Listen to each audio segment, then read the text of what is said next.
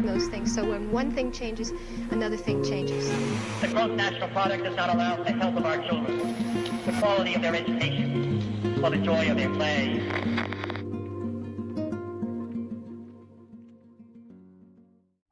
The explanation is being given as a support for the system that already exists. So here's why it's so important to learn other schools of thought. If you learn only one view and all the ways to support that view, you come out thinking, well, that makes a lot of sense. Until you hear that somebody has challenged that and you find out, oh yeah, I'm not sure that I totally reject the initial idea yet, but boy, there were some holes in it. So what happens to our students, generally speaking, is they only hear the neoclassical view. They only hear the view that supports capitalism. That's it. Hello and welcome to Invisible Handcuffs, a podcast that seeks to expose the economic ideology underpinning our crises and explore ways we can free ourselves from its chains. My name is Katie Shields and I'm a recovering mainstream economist and your host. This podcast is all about freeing ourselves from economic orthodoxy. But how did the economics that is taught and practiced today come to be? What do alternative thought schools have to offer? And why aren't they taught more broadly? That is the topic of discussion this week, where I'm joined with Professor John T. Harvey of Texas Christian University. Unlike most people, John was fortunate to have been exposed to a range of thought schools during his education. And as he explains in our interview, it's one of the reasons he fell in love with economics and wanted to become an economics professor. When he succeeded and he wanted to expose his students to the same kind of education he had, he discovered that there was no textbook on the subject. So he ended up writing it himself. And it really is a very accessible and fascinating read. Start with asking John to explain what are the core assumptions underpinning neoclassical or mainstream economics as it is taught today. And then we go into some of the alternatives. I was particularly fascinated to hear about institutional economics, which, according to John, was almost the leading thought school before the Second World War. And I think it has a lot of interesting insights that could be useful for addressing the challenges that we're faced with today. We don't just talk about the different thought schools, we also talk about the confluence of historical factors, why it is so hard to do what John is doing and expose students to new or alternative ideas. If you are a teacher of economics or you know any teachers of economics, I would particularly encourage you to listen to this episode and maybe even consider checking out John's book. I certainly found this an incredibly useful interview. I think it gives a really useful basis for the rest of this series, in which we're going to, on the one hand, explore some of these alternative schools in more detail, but also start to try to unpick the various ways in which economics, as we know it today, is upheld. With that, please join me in welcoming Professor John T. Harvey. Welcome, John. Thank you for joining us. Thank you. I've been really looking forward to it. Great, me too. I'd like to get stuck in. You trained as I understand, you trained as a neoclassical economist or an orthodox economist. We might go through some of the definitions, but you have a PhD anyway in economics. Right. And then at some point you switched sides and now you would kind of call yourself a heterodox economist. Yeah. So can I ask you, when did you realize you wanted to switch, or when did you realize there was something amiss maybe with the economics that you had been taught and you were practicing? Right. Well, okay, so there's a school of thought called institutionalism that was essentially, people may have heard of Thorstein Veblen, probably almost certainly heard of the term conspicuous consumption. He came up with that. So his approach emphasized more the sort of value systems that different economies use, which is, just a very, very brief background on that, and very popular in the state of Texas, by the way. Okay. So a bunch of my professors at the University of Tennessee, the ones I really liked, were institutionalists. Only I didn't know what that meant. I had no idea that this was any different from the professors I was taking that were mainstream economists. I guess what I'm trying to establish here is I was already being taught by non-mainstream economists. I just didn't know. I thought this was just one big happy family. And they also, the institutionalists didn't make a point of saying, we're institutionalists. This is a bit different. So I really loved economics to the point that I thought, well, I'm going to get a PhD in it. And in grad school, it finally started to sink in that the professors I liked the most were not the mainstream ones. Okay, now here's where we get to where John Harvey rejects the mainstream. Okay. So, but I figure it's all one big happy family, which it wasn't. And I'm really interested in international economics and macroeconomics, which is the economics of unemployment, inflation, interest rates, that sort of thing. The big system. Yeah. God, those classes were awful. I, okay, so to give you the quick example, in my mainstream, and I'm sorry, I should have made it very clear. Those were all taught by mainstream economists. Right. Yeah. And one of them was talking about the Great Depression, this is from Milton Friedman and the monetarist perspective, that apparently the unemployment in the Great Depression was all voluntary. That what happened was prices fell, which caused firms to have to lower wages, which caused workers to quit. So I'm learning at this point that 25% unemployment in the United States is voluntary. And so I thought, my God, this stuff is just so silly. What am I going to do? I've got no backup plan. I want to be an economist. Then I came down to my office one day in grad school, and there on my desk was a copy of A Guide to Post-Keynesian Economics by Alfred Eichner. And it's another different school of thought. Now, Okay. post-Keynesian economics, despite the name, is the economics of Keynes, all right? And so I asked, whose book is this? And nobody claims it. So I'll start reading it. Oh my gosh, it was all about our theories must reflect real world institutions and phenomena. Like, okay, I'll do your dumb PhD in neoclassical economics, but when I'm finished, I'm going to do post-Keynesian economics. This stuff sounds great. Also ended up being an institutionalist too, but I didn't understand what that meant yet. Yeah. The thing was, I was naive. I thought you could go anywhere and do post-Keynesian economics. I didn't realize that most places I wouldn't get tenure because it would be publishing in the wrong journals. But that was my point of epiphany, was Okay. finding that book after the classes. Yeah. Wonderful. Thank you for that. So you mentioned a lot of terms there, which I'm thinking some of the people, or quite a lot of people listening, maybe won't know. So you talked about, I'd like to get back to institutionalism and post-Keynesianism and who Keynes was. You also mentioned Milton Friedman, which I think we should also get to.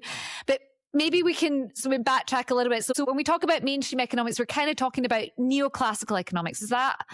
That's right, yeah? Yes. That is largely, if you picture the Venn diagrams of mainstream and neoclassical, there's a whole lot of overlap. Yeah. And we also sometimes use the word orthodoxy because neoclassical has kind of become orthodoxy, right? So we can kind of, for the purposes of this, use these interchangeably, I guess, to an extent. So you've written a book, which I read cover to cover, and I said I took so many notes, I struggled to prepare for this interview, but we're going to try to get there. You're the author of a book called Contending Perspectives in Economics, A Guide to Contemporary Schools of Thought. And so it goes through kind of some of these main schools, which I'd like to get into.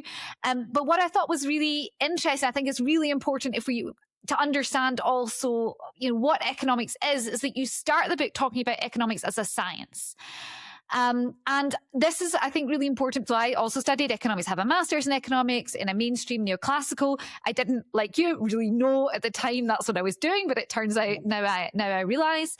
But it does present itself as kind of, this is an objective science, kind of guided by these natural laws about how the economy works. And you write in your book that I'm quoting here, objective facts do not exist. Absolute truth does not exist. Therefore, we must constantly work hard to evaluate alternative theories to see which holds the greatest explanatory power in a given context. And I think our economy is constantly evolving. So this is, this seems to be important. But why is there no such thing as objective facts? I don't know if you can give an example there. Quite easy, really. Because I'm going to quote from an institutionalist, a very famous one, who shared a Nobel Prize, and it was Gunnar Myrdal, and he said that there is no such thing as a view except from a viewpoint. And the example I like to use is the very choice of what you want to study is a value judgment. And I use the example of, okay, let's say you're reading an economics paper and it's about the long-term decline in the rate of profit. Well, that sounds very objective, but yet I can pretty much guarantee that's a Marxist paper. Because Marx argued that over the long run, one of the things that's going to destroy capitalism is that the rate of profit is going to slowly decline. So, if you told somebody that, there's this paper on the declining rate of profit, oh, well, that sounds interesting. That's probably just very objective and very scientific. But if you then told them it came from a Marxist perspective, I'm going to guarantee you that most of your mainstream economists are going to immediately dismiss it because, well, it's Marx. What a bunch of crap that is. And so it's impossible. Whatever the very choice of what you think is important to study is a value judgment.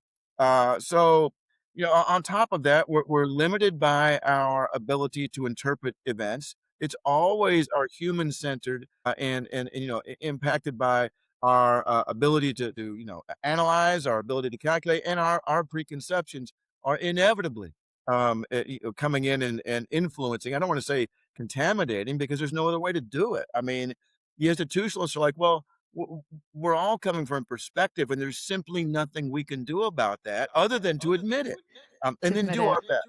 Yeah, do our best to try to overcome that. So that would be the Yeah. quick explanation. Yeah.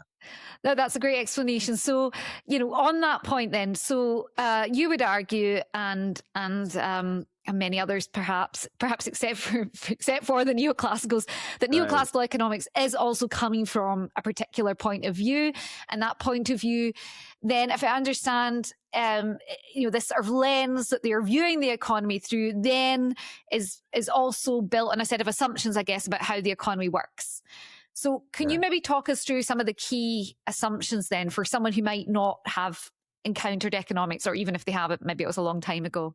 Right. You already mentioned one, and that was natural law. The Right. idea that what we're trying to explain here, well, this goes back to Adam Smith, Okay. and where we first met was very close to where he was born and grew up. Yep. And he was kind of drawing from the what's his name? Oh, Isaac Newton. Isaac Newton hadn't Yeah. died all that much earlier than when Smith was born, and so this was this is one of the things I talk about when I teach history of economic thought, is that always think about what was the popular idea of the day when this person was developing their new idea. We're like, wow, Mm. this is really exciting. This whole natural law thing coming from Isaac Newton, and for a body in motion stays in motion, a body at rest stays. You know what? I'll bet the economy works the same way. I'll bet that it comes to equilibrium points and so forth. And I guess we see the origins of that with Smith, and then it's developed further by his followers. But that's one of the basic ideas: is that we're describing something that is natural. Now, uh, to flip that a little bit and go back to the institutionalists, they see it as cultural. That capitalism did not always exist. It is a relatively recent phenomenon, and it evolved from the following things. Are there things that are natural to Homo sapiens? Yes, there are.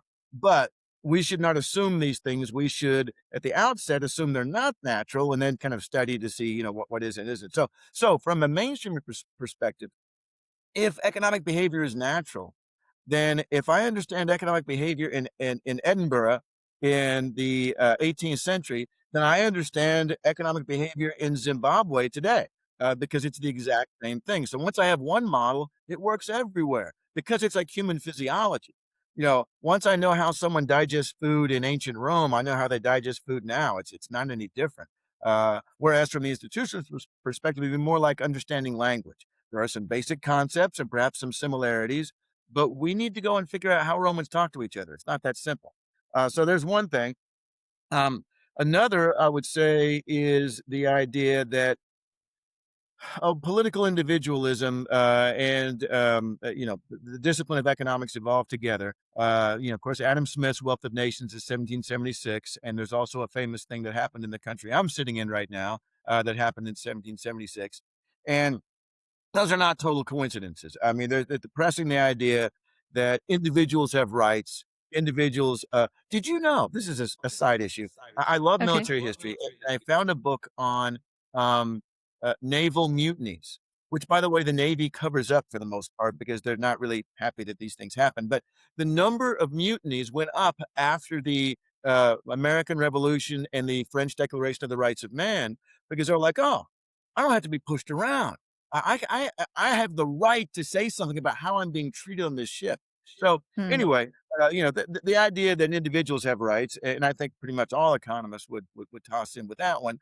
But then to shift the analysis in the neoclassical perspective too, okay, so the ultimate unit of analysis is the individual, and individuals are somehow unaffected by culture and society. We're all are, Catholics don't decide something; people decide stuff.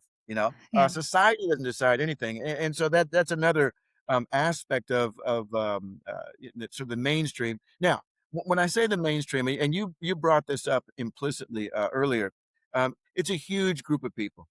So Mm. it's difficult to say they all believe X.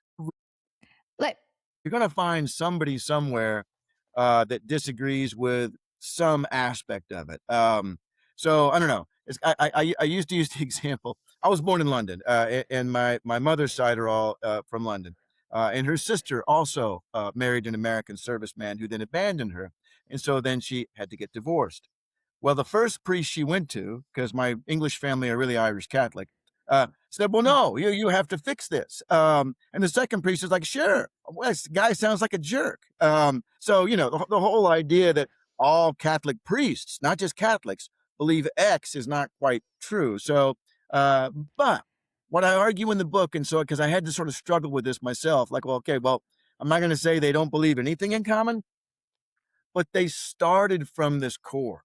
They started from mm, this core, and they sort of had to self-consciously reject the idea that humans aren't, impacted by culture.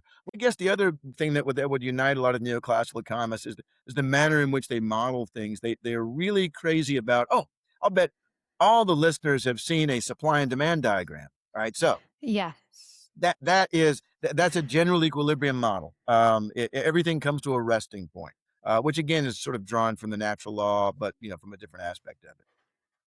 Yeah, the maths focus, I think, is really important in also kind of who gets attracted to then studying economics and practicing it. Right.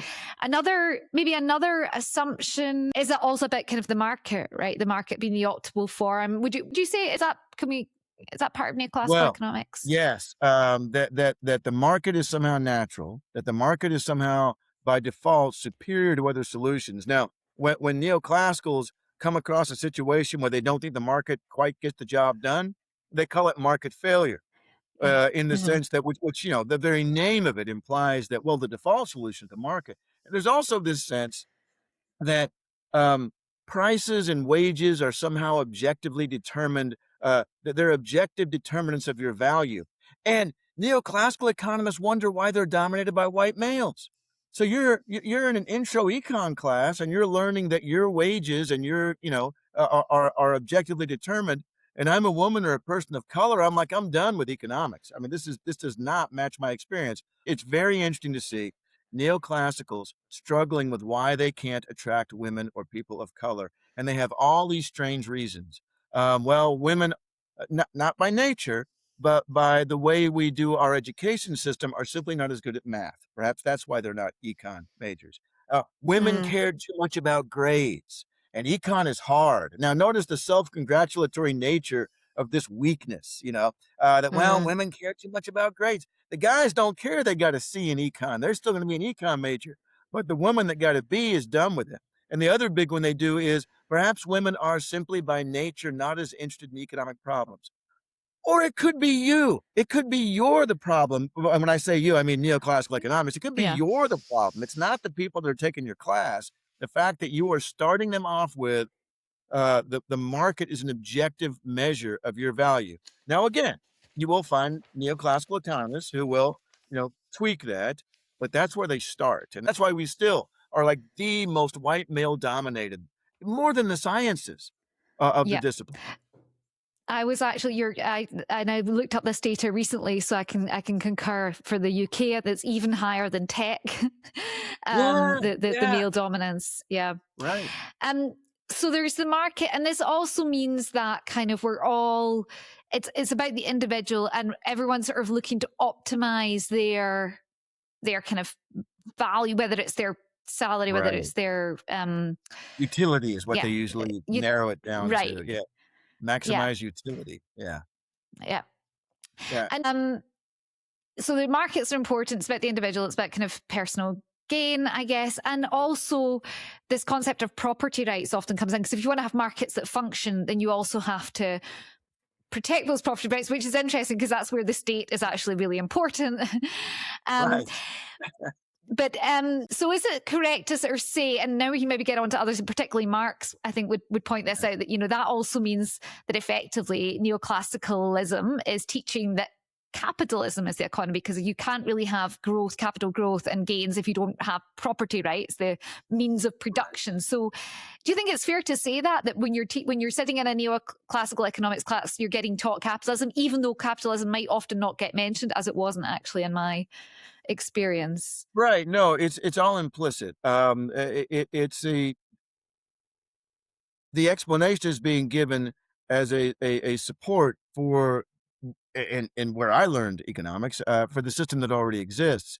And it's kind of easy to initially to imagine that that's true because you're like, oh yeah, we're doing pretty well here, and we have a market system, and boy, some of these explanations, which are really sort of simple, quick, and easy to grasp analogies, without any challenging of them, without any. Okay, so here's shifting into why it's so important to learn other schools of thought.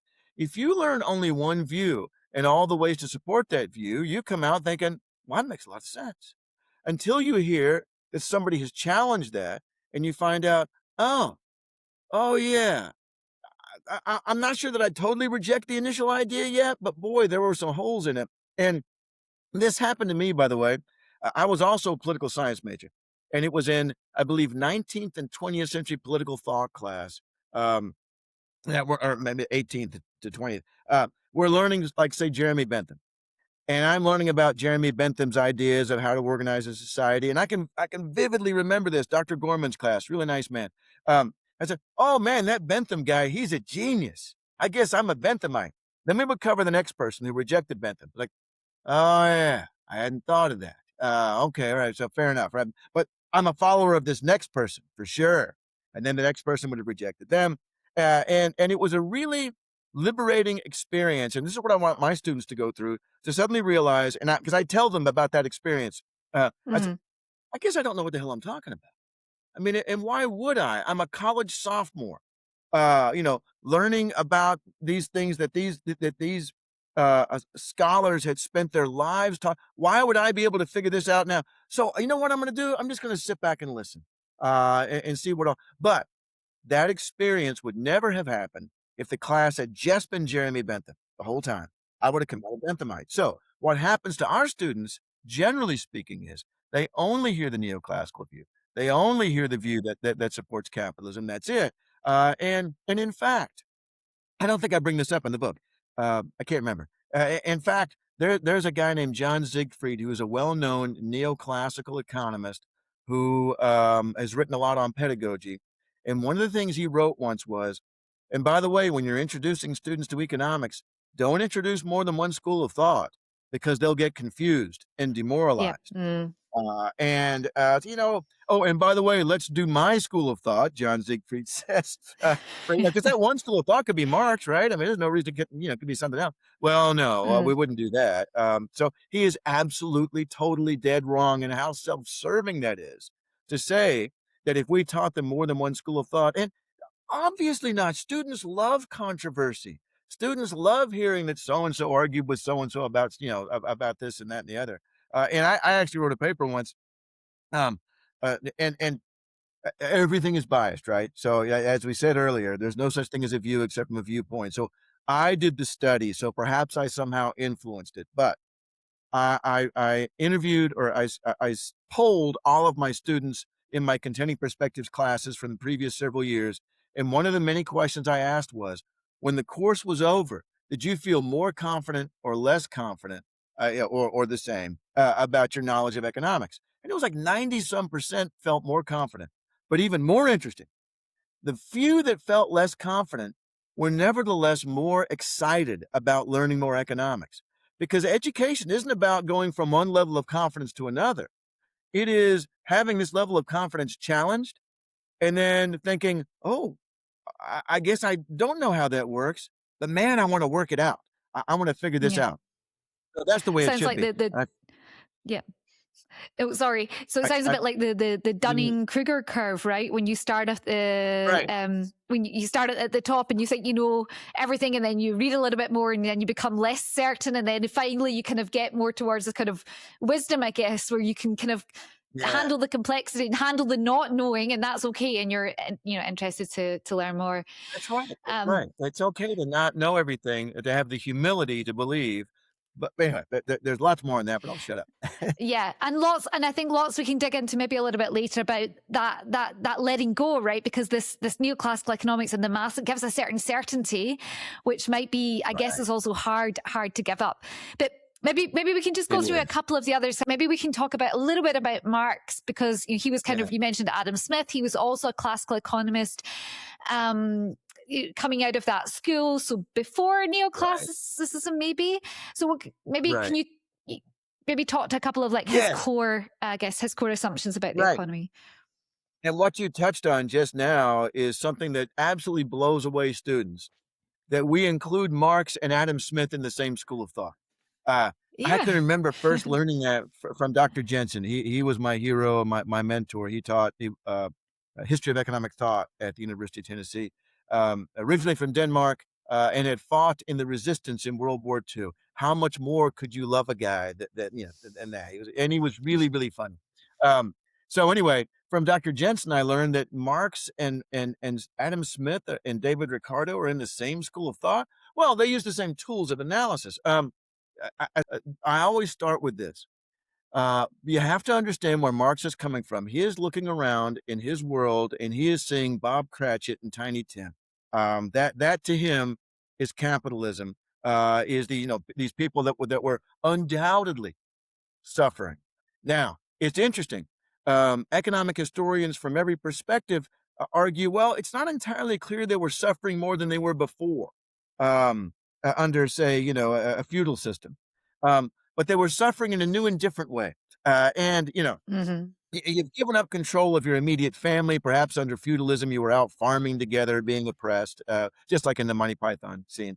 But now we're all in a factory. And so where's little Jimmy? Well, he's on line number 6 down there, trying to clean out a machine or something like that. My family's broken up and so forth. So there's no question it was, at least for a period of time, a horrible factory system. That's what Marx has in his head.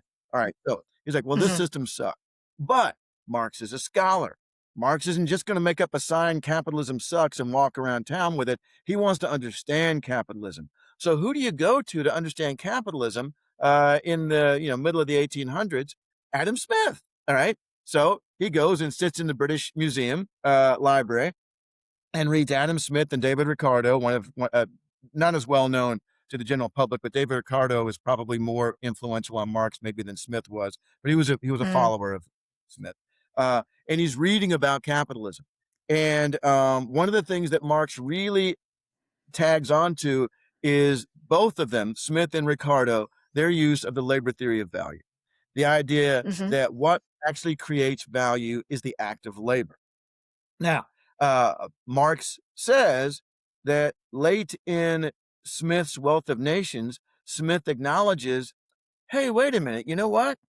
If only labor creates value, and capitalists, which is not a term that Smith uses because Marx makes it up, capitalists don't do any labor, then capitalists don't really deserve any income.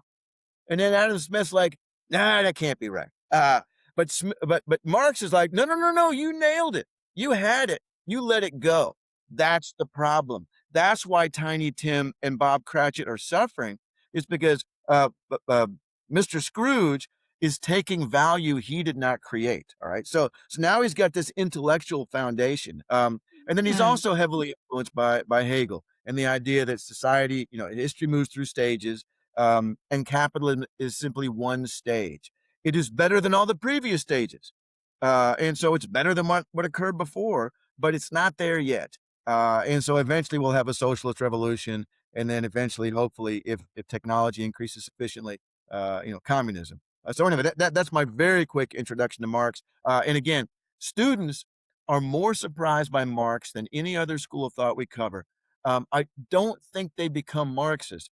My own personal problem has always been with the labor theory of value and the teleological nature of the Hegelian stuff. I'm more of an institutionalist. Institutionalists believe that the economy evolves, but we don't know which way it's going to evolve. There is no, oh, it goes this system, then this system. And Marx also uses the term, but socially relevant labor. So like, well, gosh, so if I decide to take twice as long to make something, does that make it twice as valuable? Or if I decide to spend 10 hours on something nobody wants, socially useful, I think that was it. Does that make it more valuable? No, it's got to be socially useful. Well, that to me is the value system, and that goes back to institutionalism. I'm sorry, I went a lot of different directions here.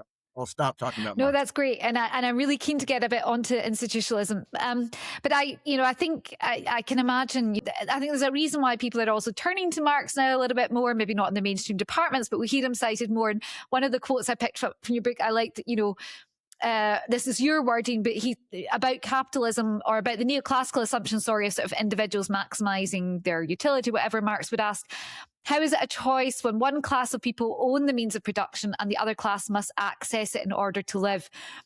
And I think that's so relevant for where we are just now, that not at least having this perspective and this ability to critique the current system through, not to take everything, like you say. And I think also the feminists have some issues with Marx and what is useful labor and so on. We can talk about that maybe as well. But at least having that perspective, I found that was very enlightening. And I do feel a little bit shortchanged by my economics education to not have had that.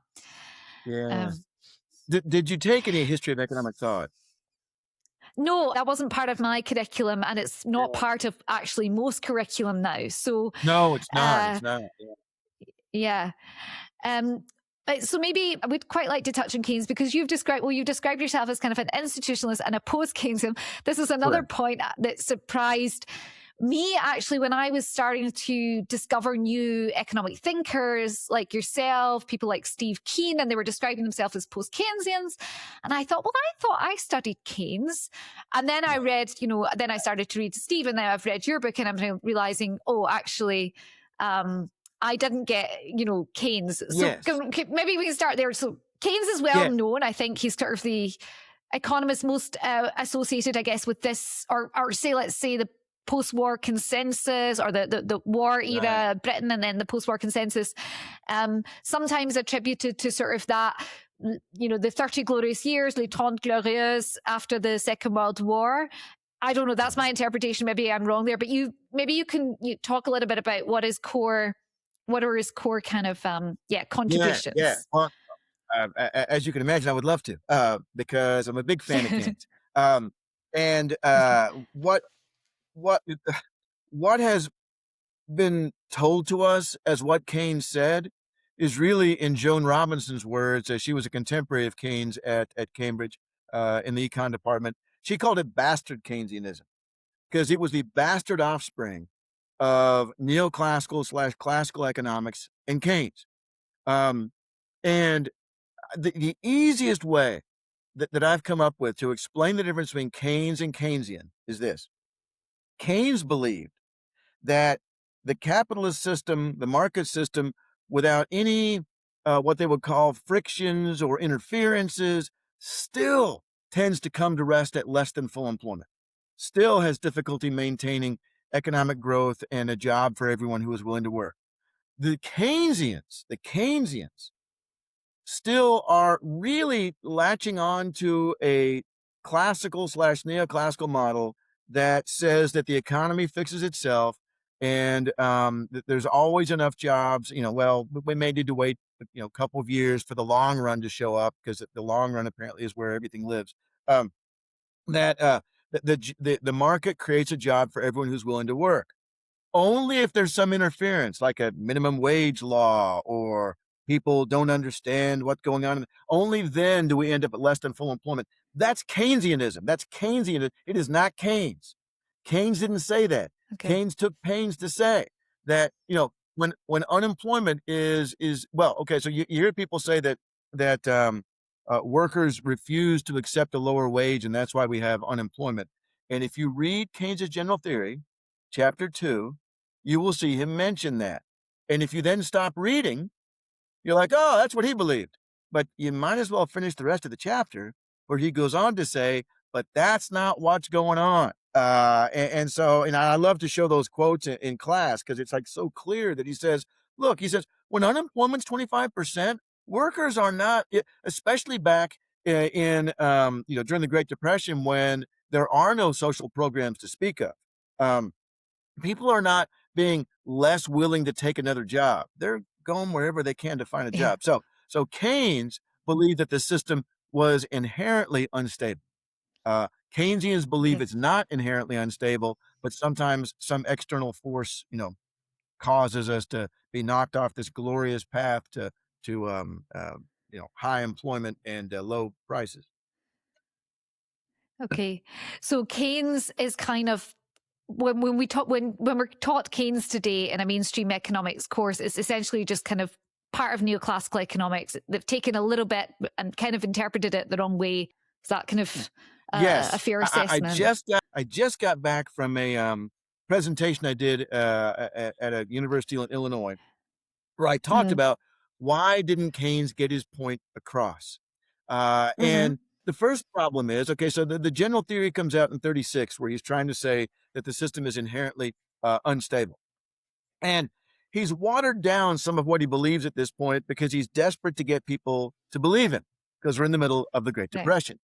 You're Keynes in 37, 38, and you're having people kind of not quite grasp what you said, but they're agreeing with you on what needs to be done. You don't make a huge fuss over it. Like, well, yeah, Okay. okay, well, that is what we need to do. I need to talk to you later about how that doesn't really. And then what happens in September 1st, 1939? The Germans invade Poland. And 2 years later, two days later, France and the UK declare war on Germany. And Keynes is busy now. Keynes is very busy. And so throughout the war, he's working with the government and with funding the war. And then he dies in 46. So he never really gets the opportunity to stop and say, okay, but that's not what I was saying. And Right. one thing, if I were to direct listeners to go look up, is his theory of uncertainty versus risk. I won't say any more than that because it takes a while to explain and it takes a while to Okay. understand, but it's absolutely critical. And the neoclassicals totally missed it, and still do to this day. And it's the absolute key to understanding what Keynes was saying about what's so unstable about the macroeconomy. Okay. So maybe, and correct me if I'm in a simplified, maybe we can say that Keynes, he wasn't sort of anti-capitalism, but he didn't believe that capitalism could create full employment, that it was prone to, he also, I think he coined the phrase animal spirits and instability. Therefore, what governments would need to intervene, that we need a stronger role for the state. Is that kind of the broad takeaway? Yes, and a stronger and stronger role over time. That Okay. eventually he thought that we would sort of solve the economic problem of scarcity, which we already have, honestly. And that there would Yeah. be a bigger and bigger role for that no one would be able to be better placed to figure out what needs to be done next than the government. So. Right. Yeah, and good, and I think also worth mentioning that again, Keynes being someone of his time. You mentioned scarcity; that's less the problem now. And he famously also wrote the paper, a letter to his grandchildren, where he envisaged we'd all be working less. So he did see that this was, I guess, more like an evolutionary approach to the economy. Right.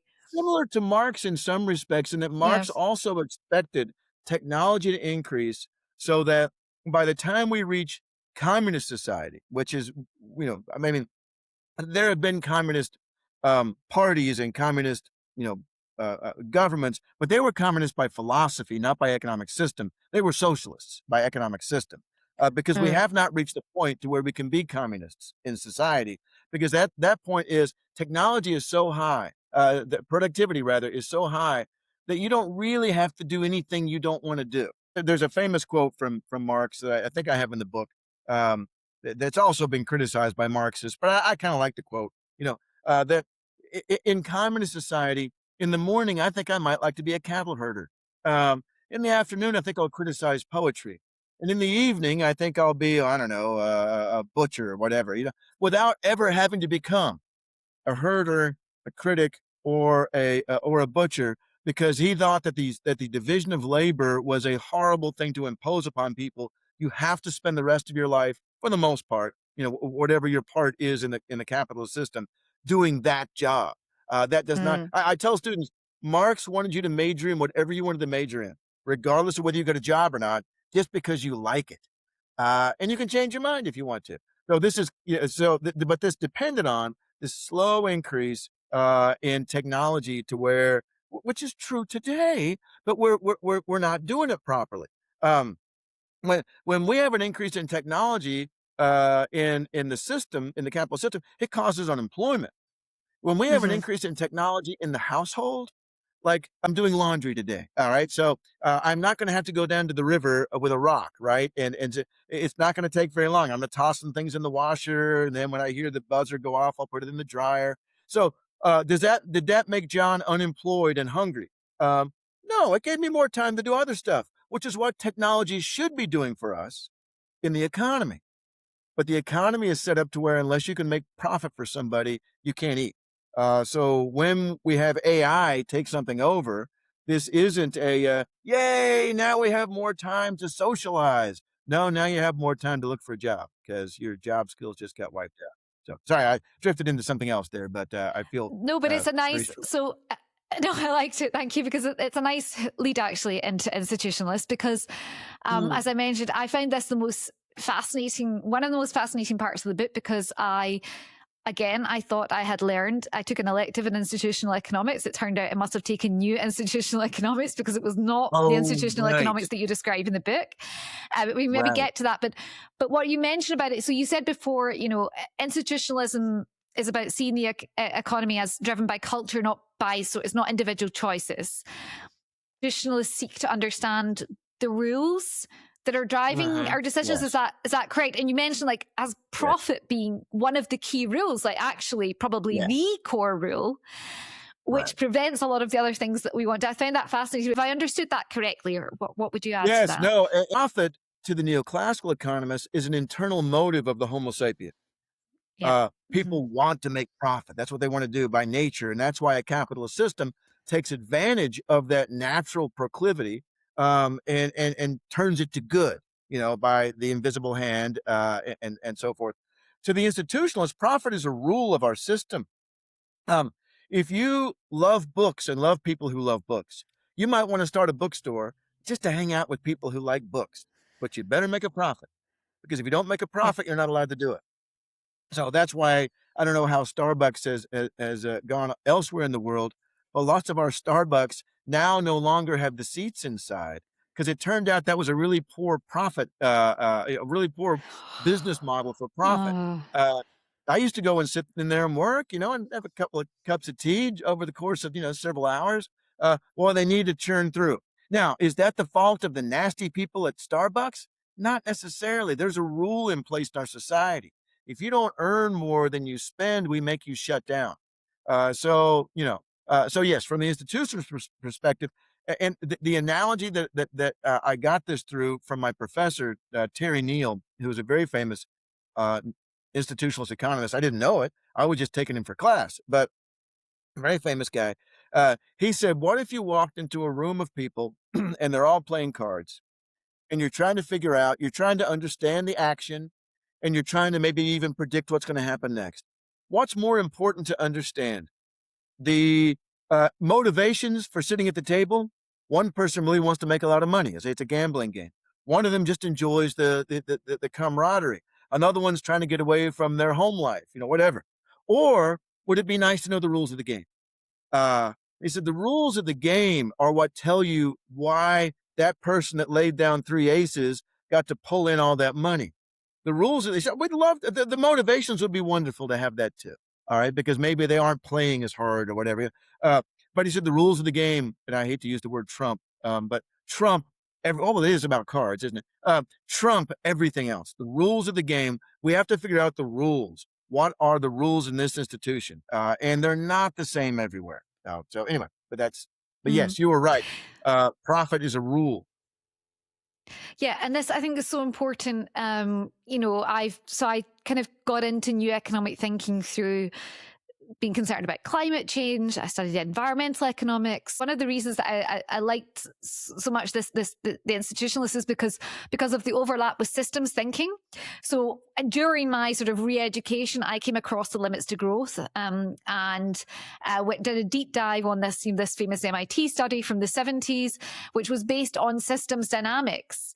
And I understood from your book that systems dynamics is actually a tool that many institutionalists use, and that would make sense to me because this was a model that tried to understand kind of what are the rules governing our world economic system, and it's they're laws of nature, so you can only take so much out of the earth at a certain amount of time, and then there's causal effects, so you've got builds up of pollution, and that impacts this and this impacts that. So I found it really interesting. I'm probably not doing a very good job of describing systems dynamics, so I've maybe encouraged people to look it up. But Donella Meadows, whose work really then I was really influenced by while I was doing this research, and kind of the mother of systems thinking, she talks so much about that, about how, you have to get to the rules, the structures of the game. That's what governs how systems work. And every system, if you don't give a system a sort of a goal, it will basically optimize based on what the rules are. So if it's going to go for growth, it's going to go for profit if that's what the rules are. And if you set different rules, and those as well are influenced by the values and the beliefs in the system as well. So like you said, neoclassicals kind of believe that we want to make a profit. So we've sort of developed rules that kind of then fit that belief, right? Yeah. Well, okay. So first of all, you're right. I did say in the book that system dynamics is okay. So let me tell you what that is first. You mentioned MIT. A guy named Jay Forrester was an engineer at MIT. He, in fact, helped create some of the anti-aircraft guns that the American Navy used in the Pacific, with feedback effects of trying to shoot down, Japanese kamikaze planes in particular. They were obviously it was a big worry. And they asked him at MIT, "Hey, we want to do this project where the business school works alongside the sciences. Could you write something on something business oriented?" And he's like, "I guess. All right, whatever." So he puts together this approach to understanding social systems that is based on the same idea that you would describe there, that systems, first of all, they're marked by feedback. Yeah. That when A causes B, B then feeds into C and goes back to A. And in neoclassical economics, we generally, especially with general equilibrium models, there is no feedback. It just goes to an equilibrium point and stops. And so anyway, that was a big deal to him. Anyway, so it's whole idea that these things are interlocked. Very, I would say very accepted in institutionalism, but not used a lot.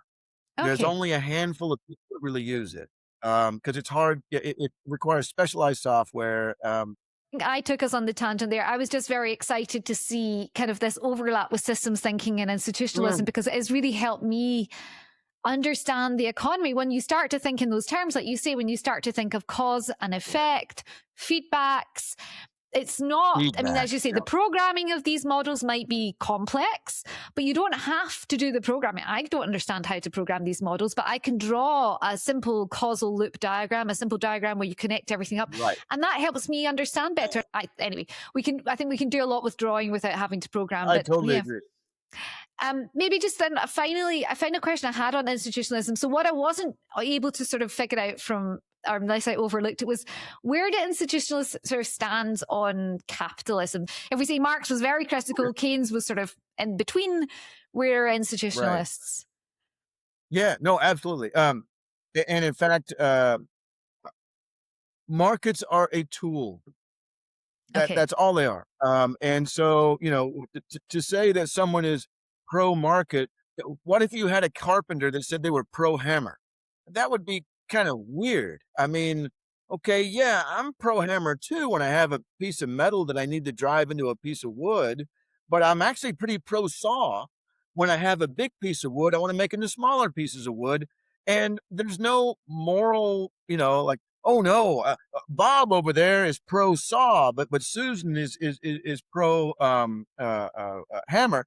But we do have these sort of moral judgments that we're making when somebody is pro-market or not pro-market. And the institutions are like, God, what a stupid thing to get locked up in. It's just a tool. It's only a tool. And they're very much on experimentation. Institutionalists are. We try a policy, we see how it works, and of course, this fits in with all the feedback.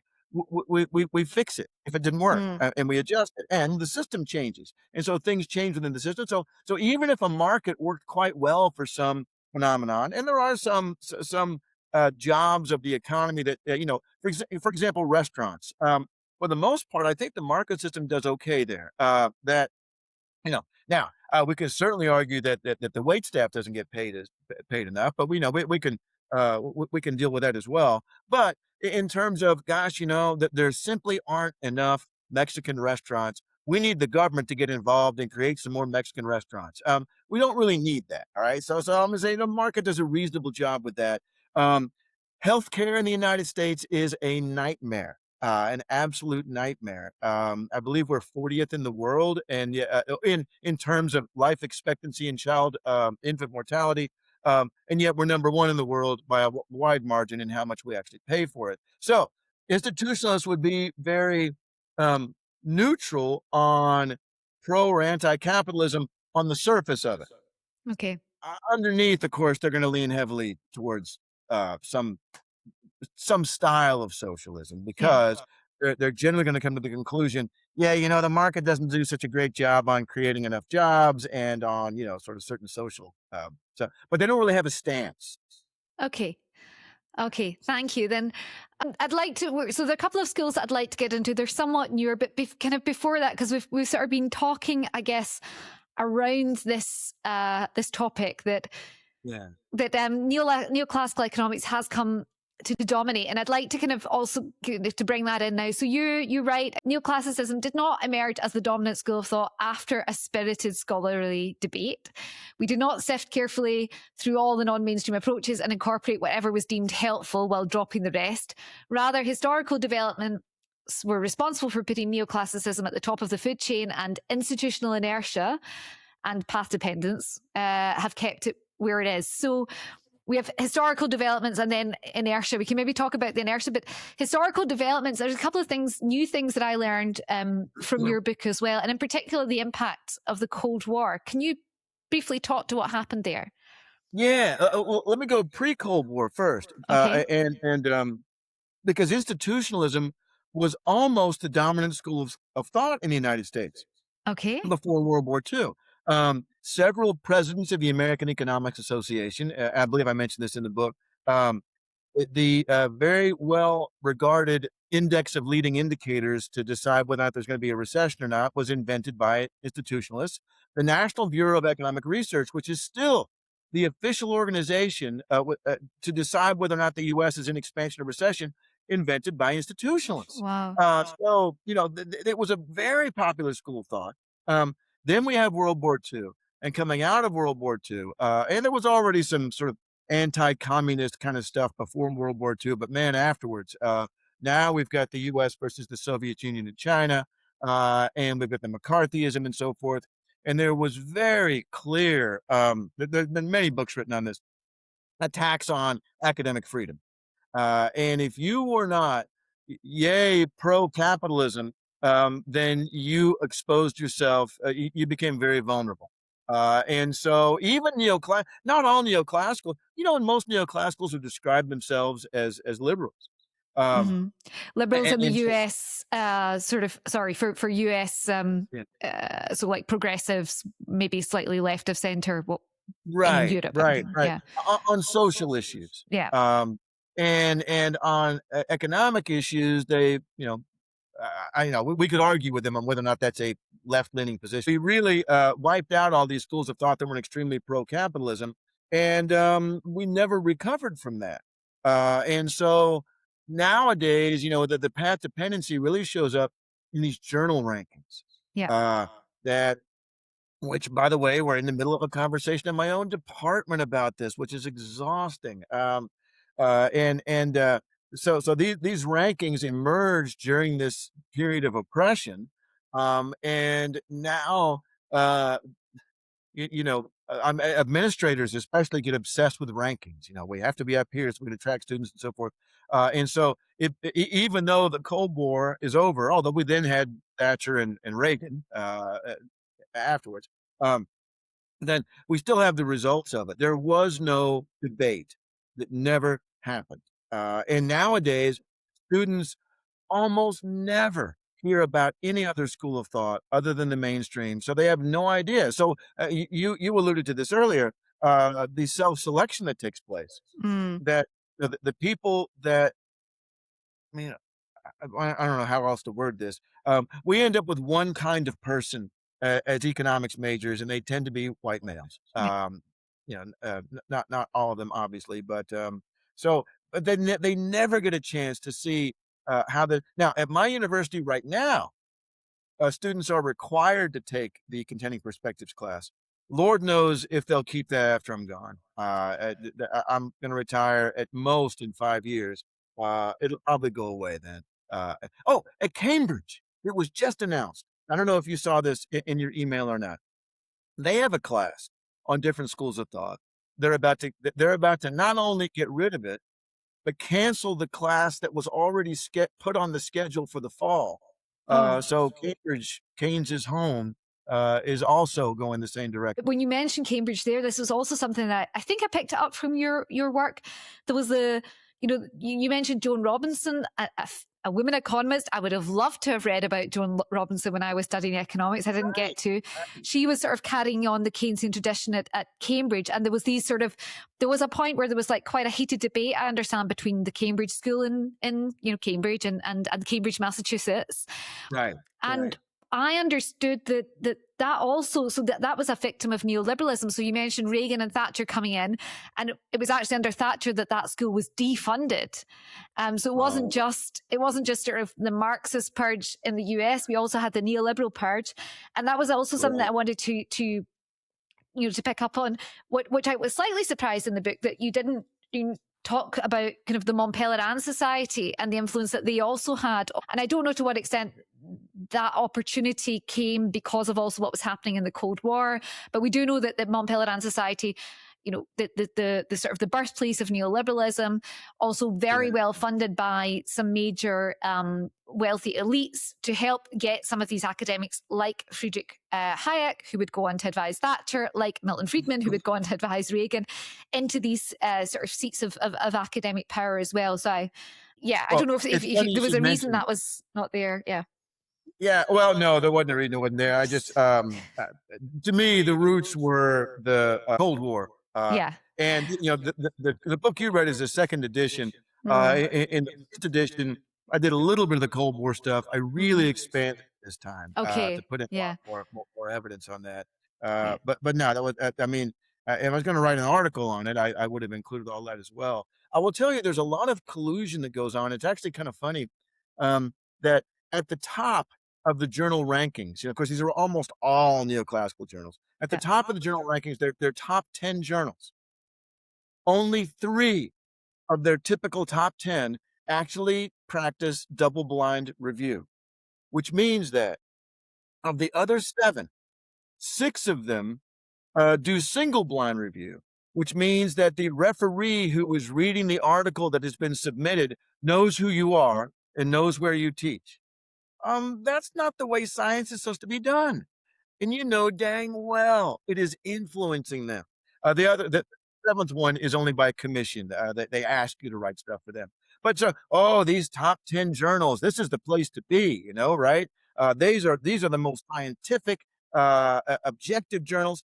They don't even practice double-blind review, which is the gold standard of how, scientific research is supposed to be done. So anyway, I've been pushing that a lot in our department meetings from the people that are like, we should be using this list.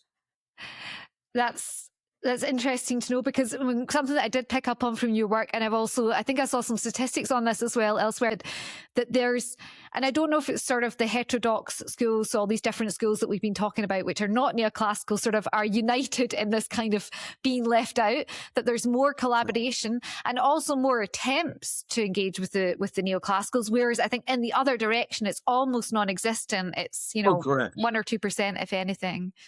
Right, quite right. Yeah, there's no that they have nothing to gain Mm. from reaching out to us, and also they don't know we exist. I Yes, mean, yes. yeah, they've never even heard. They might have heard of Marx, but that was that dead guy years ago. Feminist economics, they have some idea it has to do with women, which is Yeah. not really the case. So that anyway. Maybe we can pick up there on feminist economics, because, part of this inertia that you talk about, I think maybe partly explains there where, why it's hard even for sort of more developing schools of thought like feminist economics, like ecological economics, also to get a way in. Given that what we've also talked about the fact that economics is such a monoculture, it is so male driven, the fact that there's so little engagement with feminist economics is just seems pretty wild. But maybe you mentioned there's feminist economics isn't just about women. You write that feminists reject the idea that economics can be value free and objective, and argue that actually it should be about making recommendations, so-called normative versus positive. And we didn't really go into that, but often neoclassicals would say that we're doing positive economics, we're doing very objective analysis, but actually that they say that economics should be about improving lives. That sounds to me really fundamental. And I don't know if is that the only school, maybe we could say ecological economics, some of the newer schools are going more in that direction, that, hey, we should be, what are we doing if we're not trying to make people's lives better, rather than, some sort of abstract goal of economic efficiency?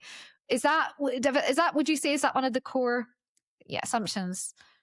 Yeah, I think that the institutionalists very much feel that way too. Okay, okay. Yeah, to me, there is so much overlap between the institutionalists and the feminist economics. And a lot of my favorite feminist economists would describe themselves as institutionalists. But in a sense, if we're going to be charitable to people with whom we do not agree, Yeah. even the neoclassicals think that's what they're doing. They think that they're doing things to try to make people's lives better. All right. So, we would just say, yeah, but you're not, Yeah.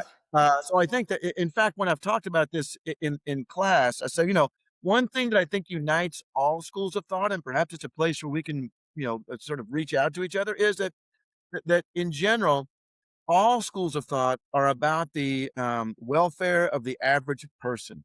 Capitalism was never supposed to be about the rich. They were already the rich. Now, did it turn out to be like that when we twist it and make it into something new, and we can use it as a defense for free markets, which are not really free at all, but which are being dominated by a few industries.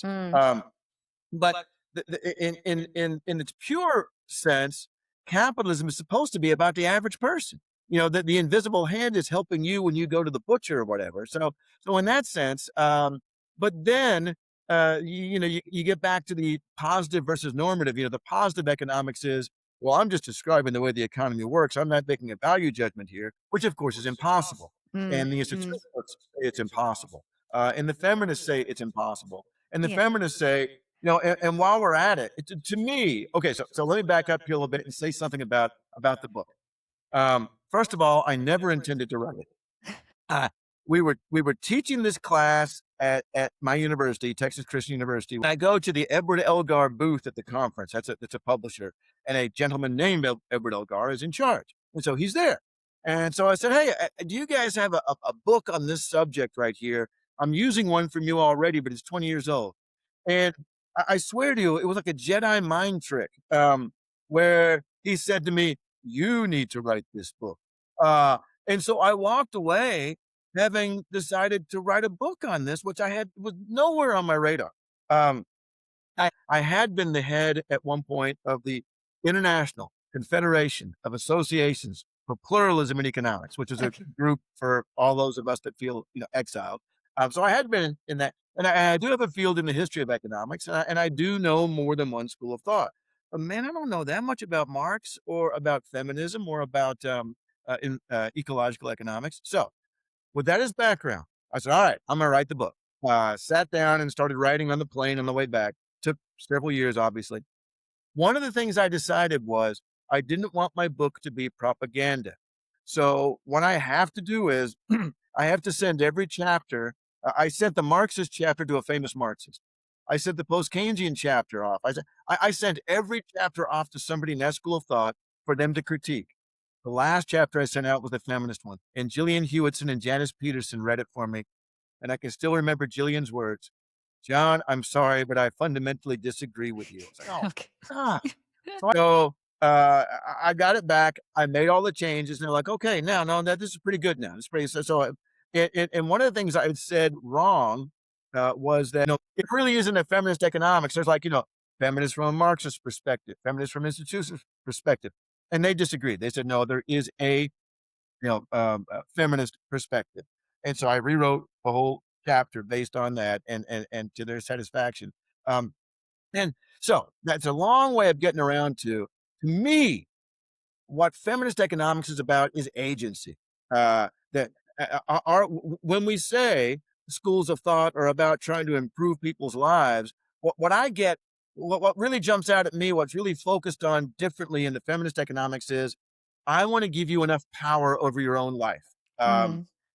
In a way that you can now affect the outcome, whether that be because you're a woman, person of color, or ethnic background, whatever the reason is. Our goal here, when you said earlier about there's sort of an uh, economics for what? What's our point? Yeah. And it's to help people, and specifically about giving them agency, about giving them power. And so, like I said, that was the last chapter I had checked over. And that was the first edition. I didn't have the ecological chapter yet. It was so painful, but it came out much better after they had to look at it. And that was my takeaway. It's complicated. There's a lot of other things in feminist economics, but I really like if I want to say something that distinguished it from the others, I would say agency. Okay. Wonderful. Yeah.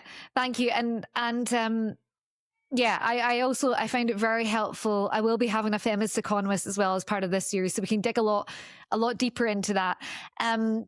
But just the point that you picked up on there, and that the fact that, and this happens, I think, as well, that mainstream or neoclassical economists will sort of say feminist economics, well, it's not really economics, it's sociology, Yeah. and that it's hard, honestly, not to sort of conclude that, okay, this is a very sexist environment if you're saying feminist economics, well, that what you're doing doesn't count.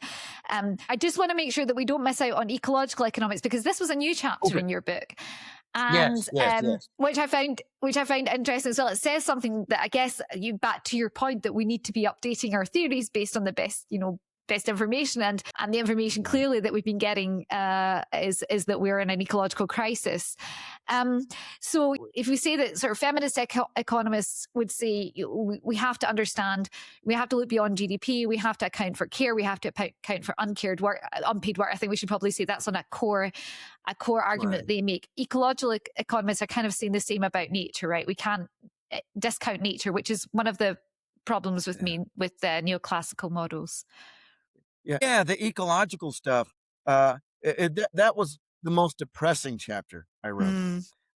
Getting in touch with Clive Spash. Anyway, very dynamic individual. And I got in touch with him. And I got in touch with Richard Norgard, who is at Berkeley.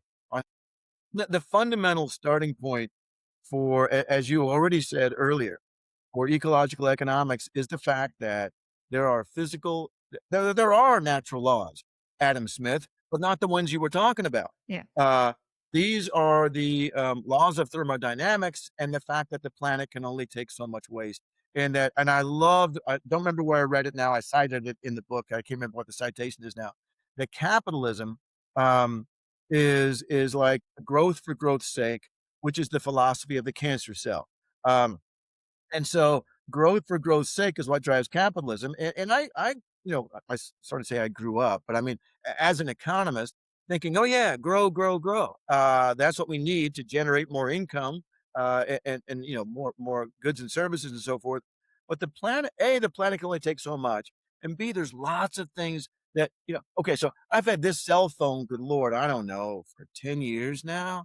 I don't need another one. I just don't need it. But the cell phone industry needs me to need another one. And so if going back to the institutional stuff, there's a rule here, a rule in place in our society that unless they can sell more of these cell phones, then they have to go out of business. So they are being driven by something. Not that they're, there's so many problems in our society don't have to be because of bad people. It can be because of a bad organization, a bad system. And so the system is generating, more and more growth. And it's impossible to maintain this. And we know the answers. We know what to do. It's not, I shouldn't say it's not complicated. It's not unknown, not unknown. It's just that the biggest violators are the people who have the least to lose because they talk about climate apartheid, where Yeah. we can just build walls to protect ourselves from all the climate migrants and so forth, and the reduction in income. Um, but we have to have a new system. Yeah. The neoclassicals are like, well, we need a tax on carbon. Oh, okay. I don't have anything against doing that, but that's not going to do it.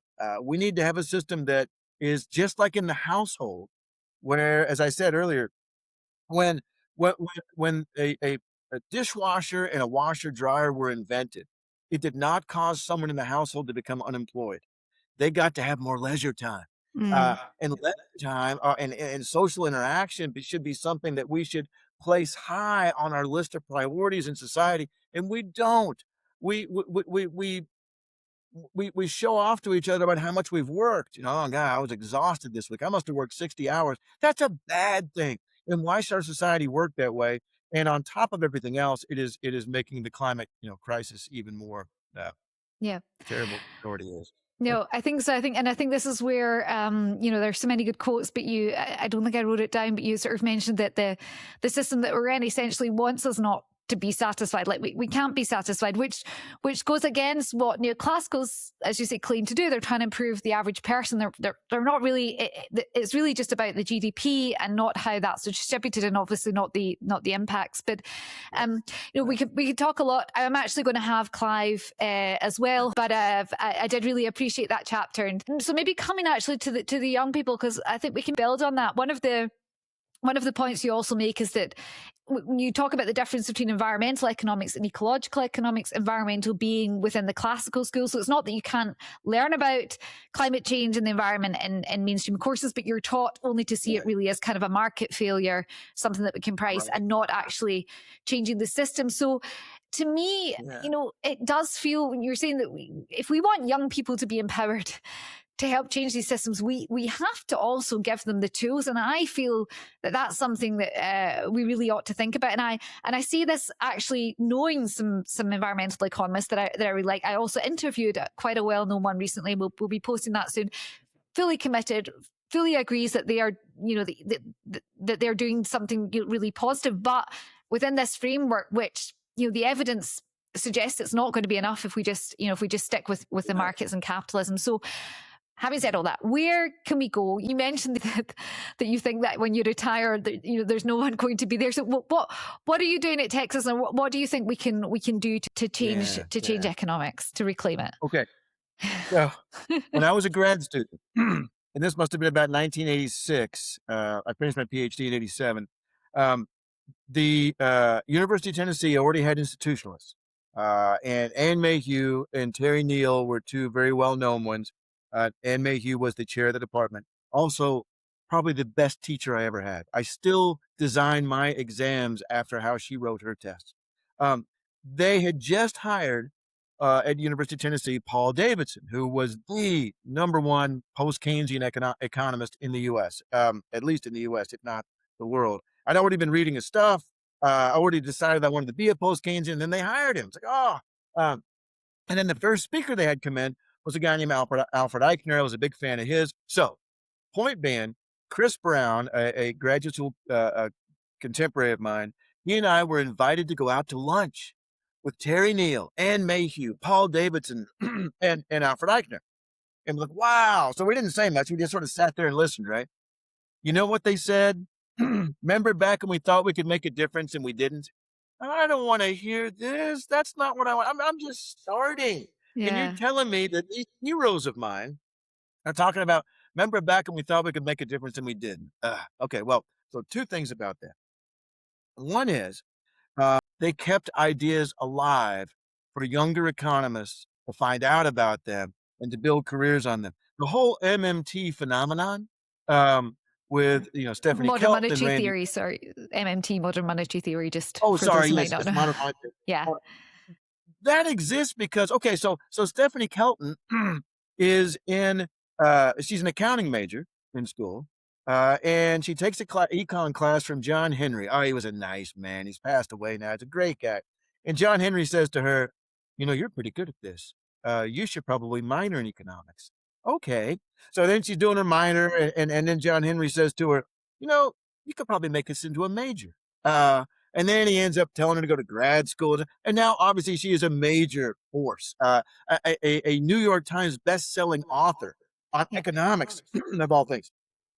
It's because John Henry, who, if you look at just John Henry's career, geez, where did he move the needle policy-wise? Well, not really much at all, but he kept ideas alive, all right? So one thing we can do is to continue trying to teach these other ideas. Now it's being pushed out. So we have to have people like you doing what you're doing right now, keeping it alive outside the classroom, so that at the very least, while they're pushing it out, you can have people be exposed to these ideas. I don't know what we can do in the classroom. I really don't. It's just being beaten to death. I was at a conference down in Austin, Texas, which was about 3 hours away. And do you know Jamie Galbraith? Not personally, but by name, of course. Yeah. Right. And his father, John Kenneth, was extremely famous at times, and Jamie is an outstanding economist. So I'm talking to Jamie. The conference is over, and we're drinking beer. And I said to Jamie, "So what do you think we can do to fix the econ discipline?" And he said, "Oh, it's lost. It's gone. There's nothing we can do." I said, "Well, what can we do then?" He said, "Well, stuff like this." And he was having a conference where he had policymakers there to try to influence them. And he also said, I said, "But what else are we going to do? What else are we going to do with our lives? But fight for what we think is right." And I actually found that very inspiring. That you don't have to. I don't know if you've seen the series Andor. I love Star Wars, and Andor absolutely brilliant. And rebellions are built on hope. And I don't know. I might disagree with that a little bit. Like, it doesn't have to be. It just has to be that you think this is right. This is right. And uh, you know, we have two daughters, and my wife is especially politically active. I'm more of a placard carrier than other than in books and articles. I like to think that our daughters are who they are because of the example that we were to them. But it's important to also keep the ideas alive, keep them alive. So what you're doing. So I was reading the AAUP guidelines, the American Association of University Professors guidelines about protecting academic freedom. And they had a list of things you need to do. And one of them was don't be quiet. Document, don't be quiet. And so at Cambridge right now, where they're trying to get rid of that course, they have started that they've got the word out. Yeah. There have been a couple of student rebellions at institutions over the years where they have argued you need to teach us something else. Now, unfortunately, even if the professors in the department are sympathetic, going back to rules, Yeah. if they have to meet that journal ranking system, they can't do what the students want them to do if they're going to have a successful career. Yeah. So I'll say this, this last thing about this. I think that, okay, so I mentioned earlier, I love military history. And one of the things about the Soviet strategy and tactics when they were talking about, World War III was that they would push everywhere at once, and wherever they felt like they were making more progress, okay, now we reinforce that. I think we need to push everywhere at once, and not knowing what particular avenue is going to be the one where we succeed. So two things: push everywhere, see where we might be making some progress, and reinforce that one. Yeah. And at the very least, keep the ideas alive, so that another generation, if it's not our opportunity to rise up, then it's somebody else's because they know what to do. Thank you. Yeah, I can only support that. And that's also what we're trying to do here. Maybe just, to the point on the student rebellions, maybe one thing that we do have as a tool are platforms like this. I didn't realize the significance of these rebellions when I was growing up, what was happening. We now have the opportunity to hopefully help people make those connections so that people from outside can support this. That's kind of what I'm hoping to do with this, that more people can see the significance of getting these ideas out, because they are given legitimacy by the system that they're in right now. And if we want to have new approaches, we also have to get support from them. But John, thank you so much. I realize we've gone way over time. I really appreciate our conversation. I hope we'll have some more. Thank you for all that you're doing. Thank you so much. I've been looking forward to this. Really enjoyed it, and happy to do it again sometime. Wonderful. Thank you, John. Bye-bye. You've been listening to Invisible Handcuffs, Unchaining Economics, hosted by me, Katie Shields, with music, art and production by Philip Melchers. If you've enjoyed this episode, please consider liking and following us on YouTube or your favourite podcasting platform, and by subscribing on our website at invisiblehandcuffs.com, where you can also find the show notes to this episode and more about the project. With that, thank you for listening, and I hope to see you next time.